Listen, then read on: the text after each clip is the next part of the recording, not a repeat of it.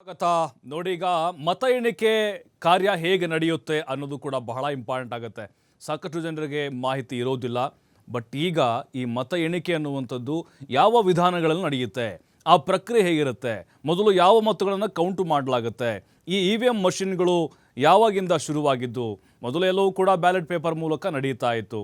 But ಈಗ EVM machine ಏನಿದೆ, electronic machine ಅನ್ನುವಂಥದ್ದು ಏನಿದೆ, ಅದು ಶುರುವಾದಾಗಲಿಂದ ಯಾವ ರೀತಿ ಬದಲಾವಣೆಯನ್ನು ಕಾಣ್ತಾ ಇದ್ದು ನಾವು ದೇಶದಲ್ಲಿ ಅನ್ನೋದು ಬಹಳ ಕುತೂಹಲಕ್ಕೆ ಕಾರಣ ಆಗ್ತಾ ಇದೆ. ಕರ್ನಾಟಕದ 28 ಕ್ಷೇತ್ರಗಳಲ್ಲಿ ಜನರ ನಿದ್ದೆಗೆಡಿಸಿರುವಂತಹ ಕ್ಷೇತ್ರ ಹಾಸನ, ಹಾಗೆ ಬೆಂಗಳೂರು ಗ್ರಾಮಾಂತರ. ರೇಪ್ ಕೇಸ್ನಲ್ಲಿ ಅರೆಸ್ಟ್ ಆಗಿದ್ದಾರೆ ಪ್ರಜ್ವಲ್ ರೇವಣ್ಣ. SID ಕಸ್ಟಡಿಯಲ್ಲಿದ್ದಾರೆ. ಸಮೀಕ್ಷೆಗಳೇನೋ ಪ್ರಜ್ವಲ್ ಗೆದ್ದು ಬಿಡ್ತಾರೆ ಅಂತ ಹೇಳ್ತಾ ಇದ್ದಾವೆ. ಆದ್ರೆ ಪೆನ್ ಡ್ರೈವ್ ನಿಂದ ಪ್ರಜ್ವಲ್ ಸೋಲಬಹುದು ಅಂತಿದ್ದಾರೆ ಪಂಡಿತರು. ಹಾಸನದಲ್ಲಿ ಪ್ರಜ್ವಲ್ ರೇವಣ್ಣ ಗೆಲ್ತಾರಾ ಅಥವಾ ಸೋತು ಸುಣ್ಣವಾಗ್ತಾರಾ? ಡಾಕ್ಟರ್ ಮಂಜುನಾಥ್ ಸ್ಪರ್ಧೆಯಿಂದ ಕುತೂಹಲ ಕೆರಳಿಸಿದೆ ಬೆಂಗಳೂರು ಗ್ರಾಮಾಂತರ ಕ್ಷೇತ್ರ. ಕನಕಪುರದ ಕಲ್ಲು ಬಂಡೆ DK ಸುರೇಶ್ಗೆ ಫೈಟ್ ಕೊಡ್ತಾರಾ doctor? Doctor versus trouble shooter ಮಧ್ಯೆ ಬಿಗ್ ಫೈಟ್ ನಡೀತಾ ಇದೆ. ನೋಡಿ, 2 ಕ್ಷೇತ್ರ ಜನರ ನಿದ್ದೆಗೆಡಿಸಿದಾವೆ. ಅಷ್ಟು ಸುಲಭವಾಗಿ ಹೇಳಕ್ಕಾಗ್ತಾ ಇಲ್ಲ. ಪ್ರಜ್ವಲ್ ರೇವಣ್ಣ ಗೊತ್ತಿದೆ, SIT ವಶದಲ್ಲಿದ್ದಾರೆ ರೇಪ್ ಕೇಸ್ನಲ್ಲಿ. ಆದ್ರೆ ಕೆಲ ಸಮೀಕ್ಷೆಗಳು ಹೇಳ್ತಾ ಇದೆ ಪ್ರಜ್ವಲ್ ಗೆದ್ದು ಬಿಡ್ತಾರೆ ಅಂತ. ಆದ್ರೆ ರಾಜಕೀಯ ಪಂಡಿತರು, ತಜ್ಞರು ಹೇಳ್ತಾ ಇದ್ದಾರೆ ಪೆನ್ ಡ್ರೈವ್ ಪ್ರಜ್ವಲ್ ಗೆಲುವಿಗೆ ಉರುಳಾಗ್ಬೋದು ಅಂತ. ಬೆಂಗಳೂರು ಗ್ರಾಮಾಂತರ ಎಷ್ಟು ಹೀಟ್ ಆಗಿದೆ ಅಂತ ಹೇಳಿದ್ರೆ ಕ್ಷೇತ್ರ, ಅಲ್ಲಿ DK ಸುರೇಶ್ ವರ್ಸಸ್ ಡಾಕ್ಟ್ರು ಕಣದಲ್ಲಿದ್ದಾರೆ. ಕನಕಪುರ ಬಂಡೆ ವರ್ಸಸ್ ಡಾಕ್ಟ್ರು. ಅಲ್ಲೂ ಕೂಡ ಅಷ್ಟೇ, ಹೇಳೋಕ್ಕಾಗ್ತಾ ಇಲ್ಲ ಯಾರು ಗೆಲ್ಲಬಹುದು ಅಂಥೇಳಿ. ಯಾಕಂತ ಹೇಳಿದ್ರೆ DK ಸುರೇಶ್ ಅವರು ಈಗಾಗಲೇ 2 ಬಾರಿ ಆಯ್ಕೆಯಾಗಿದ್ದಾರೆ ಆ ಕ್ಷೇತ್ರದಲ್ಲಿ. ತಮ್ಮ ಸಾಧನೆಗಳು, ಕೆಲಸಗಳ ಮೂಲಕ ಅವರು ಗೆಲುವಿನ ವಿಶ್ವಾಸದಲ್ಲಿದ್ದಾರೆ. ಆದರೆ ಮೈತ್ರಿ ಅಭ್ಯರ್ಥಿ BJPಯಿಂದ ಕಣಕ್ಕಿಳಿದಿರುವಂತಹ ಡಾಕ್ಟರ್ ಮಂಜುನಾಥ್ ಅವರು ತಮ್ಮ ಸರಳ ಸಜ್ಜನಿಕೆ ಅಥವಾ ಅಲ್ಲಿ ತಮ್ಮದೇ ಆದಂಥ ಒಂದು ಲೆಕ್ಕಾಚಾರದಲ್ಲಿ BJP ಮತ್ತು JDS ನಮ್ಮ ಮತಗಳು ಸಾಂಪ್ರದಾಯಿಕವಾಗಿ ಬಿದ್ದರೆ ಸಾಕು, ನಾವು ಗೆಲ್ತೀವಿ ಎನ್ನುವಂಥ ವಿಶ್ವಾಸದಲ್ಲಿದ್ದಾರೆ. ಇನ್ನು ಹಾಸನಕ್ಕೆ ಬರೋಣ. ನಾವು ಹಾಸನದಲ್ಲಿ ಏನಾಗಬಹುದು, ಬೇರೆ ಕ್ಷೇತ್ರಗಳಲ್ಲಿ ಏನಾಗುತ್ತೋ ಗೊತ್ತಿಲ್ಲ. ಹಾಸನದಲ್ಲಿ ಯಾರು ಗೆಲ್ಬೋದಪ್ಪ ಅಂತ ಕೇಳಿದರೆ ಇಲ್ಲ, ಹೇಳೋಕ್ಕಾಗ್ತಾ ಇಲ್ಲ. ಈಗ ಹೇಳೋಕ್ಕಾಗ್ತಾ ಇಲ್ಲ. ಪೆನ್ ಡ್ರೈವ್ ಕೇಸ್ ಆದಮೇಲೆ ಅಯ್ಯೋ ಪ್ರಜ್ವಲ್ ಸೋತು ಬಿಡ್ತಾರ್ರಿ. ಪೆನ್ ಡ್ರೈವ್ ಎಲ್ಲ ಲೀಕ್ ಆಗಿಬಿಡ್ತು, ವಿಡಿಯೋ ಹರಿದಾಡಿದ್ವು, ಚುನಾವಣೆಗಿಂತ ಮುಂಚೆನೇ 2-3 ದಿನಕ್ಕೆ ಮುಂಚೆ ಹರಿದಾಡಿದ್ವು. ಹಾಗಾಗಿ ಇದು ಖಂಡಿತ ಎಫೆಕ್ಟ್ ಆಗುತ್ತೀರಿ ಅನ್ನುವಂಥ ಮಾತುಗಳು ಕೇಳಿ ಬಂತು. ಆಮೇಲೆ ಎಕ್ಸಿಟ್ ಪೋಲ್ ಆದಮೇಲೆ ಪ್ರಜ್ವಲ್ ಗೆಲ್ತಾರಾ, ಗೆದ್ರೆ ಬೇರೆಯದ್ದೇ ರೀತಿಯಾದಂಥ ಬದಲಾವಣೆಗಳಾಗ್ಬೋದು ಅನ್ನುವಂಥ ಚರ್ಚೆಗಳು ಶುರುವಾಯಿತು. ಆದರೆ ಈ 2 ಕ್ಷೇತ್ರಗಳದ್ದು ಖಂಡಿತವಾಗ್ಲೂ ಯಾರಿಗೂ ಕೂಡ ಅಷ್ಟು ಸುಲಭವಾಗಿ ಊಹೆ ಮಾಡೋಕ್ಕಾಗ್ತಾ ಇಲ್ಲ. ಅಷ್ಟು ಟಫ್ ಫೈಟ್ ಇದೆ ಅದು. ಬೇರೆ ಕ್ಷೇತ್ರಗಳದ್ದು ನಾವು ಹೇಳಿಬಿಡ್ಬೋದು. ಈಗ ಎಕ್ಸಿಟ್ ಪೋಲ್ ಅಥವಾ ಎಕ್ಸಿಟ್ ಪೋಲ್ ಇಲ್ಲದೆ ಇರಲಿ, ಫೈಟ್ ಹಿಂಗೆ ಇದೆಯಪ್ಪ, ಇವರೇ ಗೆಲ್ಲೋ ಚಾನ್ಸಸ್ ಇದೆ, ಕಾರಣ ಹೀಗೆ ಅಂತ ಹೇಳಬಹುದು. ಆದರೆ ಹಾಸನದ್ದು ಮಾತ್ರ ಹೇಳೋಕ್ಕಾಗ್ತಾ ಇಲ್ಲ. ಅತ್ಯಾಚಾರ ಆರೋಪಿ ಪ್ರಜ್ವಲ್ ರೇವಣ್ಣ 2ನೇ ಬಾರಿಗೆ ಗೆದ್ದು ಬೀಗ್ತಾರಾ ಅಥವಾ ಶ್ರೇಯಸ್ ಪಟೇಲ್ ಕಾಂಗ್ರೆಸ್ನಿಂದ ಗೆದ್ದು ಇತಿಹಾಸವನ್ನು ನಿರ್ಮಿಸ್ತಾರಾ? ಇನ್ನು DK ಸುರೇಶ್ ಅವರು ಬಹಳ ಕೂಲಾಗಿ ಕಾಯ್ತಾ ಇದ್ದಾರೆ. ಯಾಕಂದರೆ ಕಾನ್ಫಿಡೆಂಟ್ ಲೆವೆಲ್ ಆಗಿದೆ ಅವರದು. ಇವೆಲ್ಲವನ್ನು ನೋಡ್ತಾ ಇದ್ದರೆ ಡಾಕ್ಟರ್ ಮಂಜುನಾಥ್ ಅವರು ಕೂಡ ಅಷ್ಟೇ. ನೋಡಿ, ಬೆಂಗಳೂರು ಗ್ರಾಮಾಂತರ ಕ್ಷೇತ್ರದಲ್ಲಿ ಹಿಸ್ಟ್ರಿ ಆಗಿತ್ತು. ಲಾಸ್ಟ್ ಟೈಮ್ ಒಂದೇ ಒಂದು ಕ್ಷೇತ್ರ ಗೆದ್ದಿತ್ತು ಕಾಂಗ್ರೆಸ್. ಆದರೆ ಈಗ ಪ್ರಬಲವಾದಂಥ ಎದುರಾಳಿ ಮೈತ್ರಿ ಅಭ್ಯರ್ಥಿಯಾಗಿ ಡಾಕ್ಟರ್ ಮಂಜುನಾಥ್ ಅವರು ಕಣದಲ್ಲಿದ್ದಾರೆ. ಯಾರನ್ನು ಕೇಳಿದ್ರು ಅಷ್ಟೇ 50-50 ಅಂತ ಹೇಳ್ತಾ ಇದ್ದಾರೆ. ನೋಡಿ, ಪ್ರಜ್ವಲ್ ರೇವಣ್ಣ ವರ್ಸಸ್ ಶ್ರೇಯಸ್ ಪಟೇಲ್ ಕಾಂಗ್ರೆಸ್ನಿಂದ ಗೆದ್ದು ಬೀಗೋರು ಯಾರು? Pen drive case Prajwal Revanna ಸೋಲಿಗೆ ಕಾರಣ ಆಗುತ್ತಾ? ಅದರ ಮಧ್ಯೆ ಕೂಡ ಪ್ರಜ್ವಲ್ ಗೆದ್ದು ಬೀಗ್ತಾರಾ? ಗೊತ್ತಿಲ್ಲ ನಮಗೆ ಮತದಾರರ ಮನಸ್ಥಿತಿ ಹೇಗಿದೆ ಅಂತ ಹಾಸನದ್ದು ಹೇಳೋಕ್ಕಾಗಲ್ಲ. ಯಾಕಂದರೆ ಪೆನ್ ಡ್ರೈವ್ ಎಲೆಕ್ಷನ್ನು 26 26 ಮೇ 26ಕ್ಕೆ. ಅದಕ್ಕಿಂತ ಮುಂಚೆನೇ ಎಲ್ಲವೂ ಕೂಡ ಹರಿದಾಡೋಕೆ ಶುರುವಾಗಿತ್ತು. ಅದರ ಮಧ್ಯೆ ಕೂಡ ಪ್ರಜ್ವಲ್ ಅವರು ಗೆದ್ರೆ ಖಂಡಿತವಾಗ್ಲೂ ಬೇರೆ ತಿರುವನ್ನು ಪಡೆದುಕೊಳ್ಳುತ್ತೆ. ಶ್ರೇಯಸ್ ಪಟೇಲ್ ಹೊಳೆನರಸೀಪುರದಲ್ಲಿ ರೇವಣ್ಣ ಅವರ ವಿರುದ್ಧ ಬರೀ 4,000 ಮತಗಳ ಅಂತರದಿಂದ ಸೋತಂಥವರು. ರಾಜಕೀಯ ಕುಟುಂಬದ ಹಿನ್ನೆಲೆ, ಅವರ ತಂದೆ ಅವರ ತಾತ ಇದ್ದಾರಲ್ಲ ದೇವೇಗೌಡರನ್ನ ಸೋಲಿಸಿದಂಥವ್ರು. ಈಗ 2 ರಾಜಕೀಯ ನಾಯಕರ ಕುಡಿಗಳು ಕಣದಲ್ಲಿದ್ದಾರೆ. ಖಂಡಿತವಾಗ್ಲೂ ಯಂಗ್ ಲೀಡರ್ಸ್ ಇಬ್ಬರು ಟಫ್ ಫೈಟ್ ಅಂತೂ ಖಂಡಿತವಾಗ್ಲೂ ಇದೆ. ಬಟ್ ಒಂದು ರಾಜ್ಯದ ಜನರಿಗೆ ಕುತೂಹಲ ಇರೋದು, ಈ ಪೆನ್ಡ್ರೈವ್ ಹಗರಣದಲ್ಲೂ ಕೂಡ ಈ ಅತ್ಯಾಚಾರ ಆರೋಪ ಇದ್ರೂ ಕೂಡ ಪ್ರಜ್ವಲ್ ರೇವಣ್ಣ ಗೆಲ್ತಾರಾ? ಪ್ರಜ್ವಲ್ ರೇವಣ್ಣ ಅವ್ರಿಗೆ ಹಾಸನ ಜನ ಆಶೀರ್ವಾದ ಮಾಡ್ತಾರಾ ಅಂಥೇಳಿ. ಇನ್ನು ಬೆಂಗಳೂರು ಗ್ರಾಮಾಂತರ ಡಾಕ್ಟರ್ ಮಂಜುನಾಥ್ ಇದ್ದಾರೆ ಮೈತ್ರಿ ಅಭ್ಯರ್ಥಿಯಾಗಿ ಬಿಜೆಪಿಯಿಂದ. DK ಸುರೇಶ್ ಅವರು ಮತ್ತೊಮ್ಮೆ ಕಣದಲ್ಲಿದ್ದಾರೆ ಕಾಂಗ್ರೆಸ್ನಿಂದ. ಅವ್ರದ್ದೇ ಆದಂಥ ಕೆಲವೊಂದಿಷ್ಟು ಸ್ಟ್ರಾಟಜಿಗಳನ್ನು ಹೆಣೆದಿದ್ದಾರೆ. DK ಬ್ರದರ್ಸ್ ತಂತ್ರಗಾರಿಕೆಗಳನ್ನು ಹೆಣೆದಿದ್ದಾರೆ ಅಲ್ಲಿ ಈ ಬಾರಿ ಗೆಲುವನ್ನು ಸಾಧಿಸಬೇಕು ಅಂಥೇಳಿ. ಯಾಕಂದರೆ ಉತ್ತಮವಾದಂಥ ಹಿಡಿತ ಇದೆ DK ಶಿವಕುಮಾರ್ ಹಾಗೆ DK ಸುರೇಶ್ಗೆ ಬೆಂಗಳೂರು ಗ್ರಾಮಾಂತರ ಲೋಕಸಭಾ ಕ್ಷೇತ್ರದ ಮೇಲೆ. ಜೊತೆಗೆ ಗ್ಯಾರಂಟಿಗಳನ್ನು ಕೂಡ ಕಾಂಗ್ರೆಸ್ನವರು ಇಲ್ಲಿ ನಂಬಿಕೊಂಡಿದ್ದಾರೆ. ಹಾಗಾಗಿ ಅವರ ಲೆಕ್ಕಾಚಾರಗಳು ಈ ರೀತಿಯಾಗಿದ್ದಾವೆ. ಇನ್ನು BJP ಪ್ಲಸ್ JDS ಬೆಂಗಳೂರು ಗ್ರಾಮಾಂತರದಲ್ಲಿ ನಮ್ಮ ಓಟ್ ನಮಗೆ ಬಿದ್ದರೆ ಸಾಕು ಅಂಥೇಳಿ ಮಂಜುನಾಥ್ ಅವರು ಕಾಯ್ತಾ ಇದ್ದಾರೆ.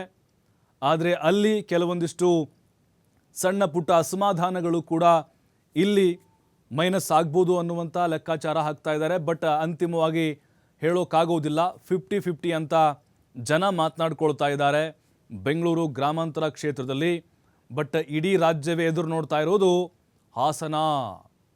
ಹಾಸನದಲ್ಲಿ ಪ್ರಜ್ವಲ್ ರೇವಣ್ಣ ಗೆದ್ದು ಬಿಟ್ರೆ ನೋಡಿ, ಅವರವರ ವೈಯಕ್ತಿಕವಾದಂಥ ತೀರ್ಮಾನ ಅದು, ವೋಟಿಂಗ್ ಮಾಡಿರೋದು.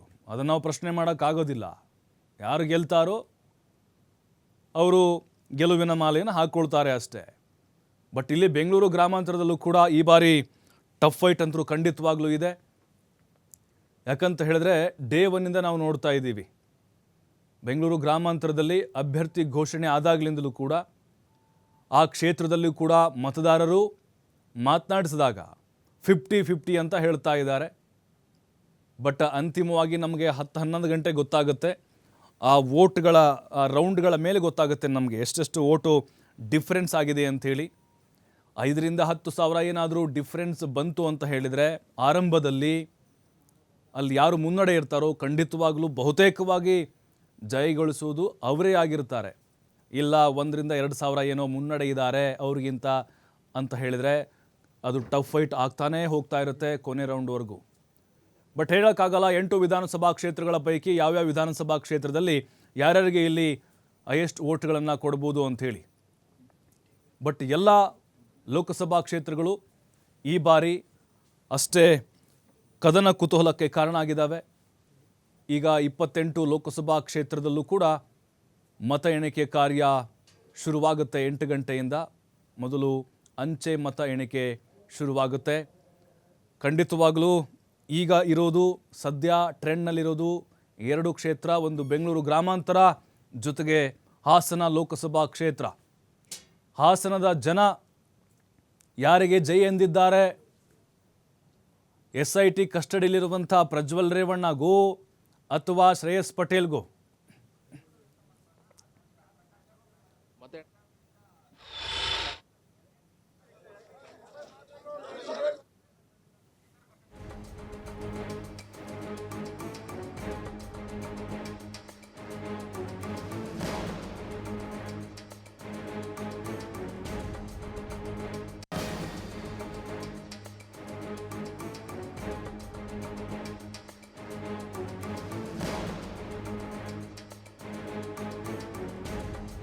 ಇನ್ನು ಹಾಸನದಿಂದ ನೇರ ಸಂಪರ್ಕದಲ್ಲಿ ನಮ್ಮ ಪ್ರತಿನಿಧಿ ಪ್ರಕಾಶ್ ಜಾಯ್ನ್ ಆಗ್ತಾ ಇದ್ದಾರೆ. ಜೊತೆಗೆ ಬೆಳಗಾವಿಯಿಂದ ಶ್ರೀಧರ್ ಜಾಯ್ನ್ ಆಗ್ತಿದ್ದಾರೆ. ಕೇಳೋಣ ಯಾವ ರೀತಿ ಸಿದ್ಧತೆಗಳು ನಡೀತಾ ಇದೆ, ಟ್ರೆಂಡ್ ಹೇಗಿದೆ ಮತ್ತು ಈ ಬಾರಿಯ ಫೈಟ್ ಹೇಗಿದೆ ಅಂತೇಳಿ. ಮೊದಲು ಹಾಸನಕ್ಕೆ ಹೋಗ್ತಾ ಇದ್ದೀನಿ ಪ್ರಕಾಶ್ ಹತ್ರ. ಪ್ರಕಾಶ್, ಇಡೀ ರಾಜ್ಯವೇ ಕುತೂಹಲದಿಂದ ನೋಡ್ತಾ ಇರೋದು ಹಾಸನ ಕ್ಷೇತ್ರ ಜಾಸ್ತಿ. ಯಾಕಂತ ಹೇಳಿದ್ರೆ ಇಲ್ಲಿ ಮತದಾರ ಪ್ರಭು ಯಾರ ಕಡೆಗೆ ವಾಲಿದ್ದಾನೆ ಅನ್ನೋದು ಆರೋಪ ಏನೇ ಇರ್ಬೋದು.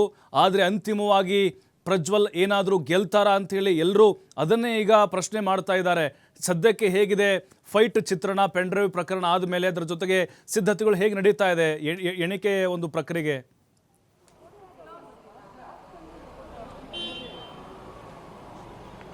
ಪ್ರಭು, ಈಗಾಗಲೇ ಹಾಸನದ ಸರ್ಕಾರಿ ಇಂಜಿನಿಯರಿಂಗ್ ಕಾಲೇಜಿನಲ್ಲಿ ಮತ ಎಣಿಕೆಗೆ ಸಾಕಷ್ಟು ಸಿದ್ಧವಾಗಿರ್ತಕ್ಕಂಥದ್ದು. ಸ್ವತಃ ಜಿಲ್ಲಾ ಚುನಾವಣಾ ಅಧಿಕಾರಿ ಸತ್ಯಭಾಮ ಅವರು ಕೂಡ ಈಗಾಗಲೇ ರೌಂಡ್ಸ್ ಮಾಡಿರುವಂಥದ್ದು.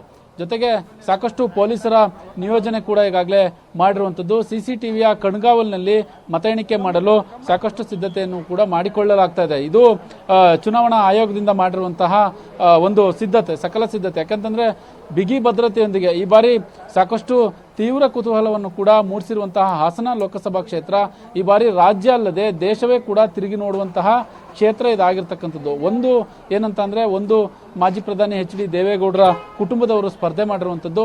ಜೊತೆಗೆ ಇನ್ನೊಂದೇನು ಅಂತ ಅಂದರೆ, ಈಗಾಗಲೇ ಮೈತ್ರಿ ಅಭ್ಯರ್ಥಿಯಾಗಿ ಪ್ರಜ್ವಲ್ ರೇವಣ್ಣ SIT ವಶದಲ್ಲಿ ಕೂಡ ಈಗಾಗಲೇ ಇರುವಂಥದ್ದು. ಇನ್ನೊಂದು ಕಡೆ ಕಾಂಗ್ರೆಸ್ನ ಅಭ್ಯರ್ಥಿ ಶ್ರೇಯಸ್ ಪಟೇಲ್ ಈಗಾಗಲೇ ಅವರ ತಾತ ಕೂಡ ಈ ಹಿಂದೆ ದೇವೇಗೌಡರನ್ನ ಸೋಲಿಸಿದ್ದಂಥವ್ರು. ಹಾಗಾಗಿ ಈ ರಾಜಕೀಯ ಕ್ಷೇತ್ರದಲ್ಲಿ ಸಾಕಷ್ಟು ಜಿದ್ದಾಜಿದ್ದಿಯಾಗಿ ಮಾರ್ಪಡುವಂತಹ ಎಲ್ಲ ಕ್ಷಣಗಳು ಕೂಡ, ಅಂದರೆ ಎಲ್ಲ ಆ ಥರದ ಒಂದು ಸೂಚನೆ ಕೂಡ ಈಗಾಗಲೇ ಸಿಗ್ತಾ ಇರುವಂಥದ್ದು.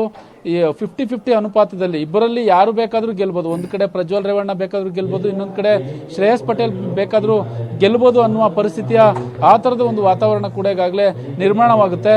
ಒಂದು ಇದರಲ್ಲಿ ಸ್ಪಷ್ಟವಾಗಿ ಹೇಳ್ಬೋದು, ಕಾಂಗ್ರೆಸ್ನ ಈ ಗ್ಯಾರಂಟಿ ಅಸ್ತ್ರ ಇದೆಯಲ್ಲ, ಗ್ಯಾರಂಟಿ ಅಸ್ತ್ರ ಏನಾದರೂ ಫಲಿಸಿದ್ರೆ ಕಾಂಗ್ರೆಸ್ಗೆ ಲಾಭವಾಗುವಂತಹ ನಿರೀಕ್ಷೆಗಳು ಈಗಾಗಲೇ ಹೆಚ್ಚಾಗಿದೆ ಅನ್ನುವ ಮಾಹಿತಿ ಸದ್ಯಕ್ಕೆ ಲಭ್ಯವಾಗಿರ್ತಕ್ಕಂಥದ್ದು. ಅಥವಾ ಒಕ್ಕಲಿಗರು ಮತ್ತು ಲಿಂಗಾಯತ ಮತಗಳು ಇಲ್ಲಿ ಹಾಸನ ಲೋಕಸಭಾ ಕ್ಷೇತ್ರದಲ್ಲಿ ಸಾಕಷ್ಟು ನಿರ್ಣಾಯಕ ಪಾತ್ರವನ್ನು ಕೂಡ ವಹಿಸುತ್ತೆ. ಅತಿ ಹೆಚ್ಚು ಒಕ್ಕಲಿಗ ಮತದಾರರು ಯಾರ ಕಡೆ ವಾಲ್ತಾರೆ, ಲಿಂಗಾಯತ ಮತಗಳು ಯಾರ ಕಡೆ ವಾಲ್ತಾರೆ, ಅಕಸ್ಮಾತ್ ಏನಾದರೂ ಒಕ್ಕಲಿಗ ಮತಗಳು ಡಿವೈಡ್ ಆದರೆ ಯಾರಿಗೆ ಲಾಭ ಆಗುತ್ತೆ ಅನ್ನೋದು ಸಾಕಷ್ಟು ಚರ್ಚೆ ಆಗ್ತದೆ. ಕಳೆದ ಒಂದು 2-3 ದಿನಗಳಿಂದ ಯಾವಾಗ ಈ ಎಕ್ಸಿಟ್ ಪೋಲ್ ಬಂದಂತಹ ಸಂದರ್ಭದಿಂದ ಸಾಕಷ್ಟು ಹಾಸನ ಲೋಕಸಭಾ ಕ್ಷೇತ್ರದಲ್ಲಿ ಸಾಕಷ್ಟು ಚರ್ಚೆ ಆಗ್ತದೆ. ಯಾರು ಗೆಲ್ತಾರೆ, ಪ್ರಜ್ವಲ್ ಗೆಲ್ತಾರ ಅಥವಾ ಶ್ರೇಯಸ್ ಪಟೇಲ್ ಗೆಲ್ತಾರ? ಇಬ್ಬರಿಗೂ ಕೂಡ ನೇರವಾದಂತಹ ಹಣಾಹಣಿ ಕೂಡ ಈಗಾಗಲೇ ಮಾರ್ಪಟ್ಟಿರುವಂಥದ್ದು. ಸರ್ಕಾರಿ ಇಂಜಿನಿಯರಿಂಗ್ ಕಾಲೇಜು ಬಳಿ ಈಗಾಗಲೇ ಮತ ಎಣಿಕೆ ಮಾಡಲಿಕ್ಕೆ ಸಾಕಷ್ಟು ಸಿದ್ಧತೆಯನ್ನು ಮಾಡಿಕೊಂಡಿರುವಂಥದ್ದು. 8 ಗಂಟೆಗೆ ಸ್ಟ್ರಾಂಗ್ ರೂಮ್ ಕೂಡ ಓಪನ್ ಆಗುತ್ತೆ, ಮತ ಎಣಿಕೆ ಕಾರ್ಯ ಆರಂಭವಾಗುತ್ತೆ. ಸುಮಾರು 19 ಸುತ್ತುಗಳು ಕೂಡ ಮತ ಎಣಿಕೆ ಆಗುವಂಥದ್ದು.